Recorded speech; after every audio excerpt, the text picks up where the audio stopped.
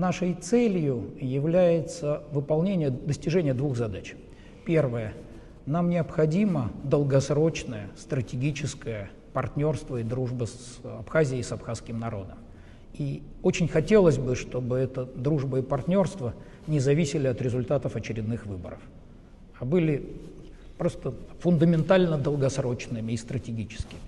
А вторая наша цель, и тут, пожалуй, есть скрытый смысл, вторая наша цель в том, чтобы экономика Абхазии становилась максимально самодостаточной, чтобы экономика Абхазии обеспечивала необходимое количество рабочих мест для граждан Абхазии, чтобы она обеспечивала доходы, необходимые для выплаты социальных пособий, пенсий и социальной поддержки людей, чтобы она могла обеспечивать развитие инфраструктуры Абхазии, обеспечивать необходимые инвестиции в развитие Абхазии. В чем тут смысл?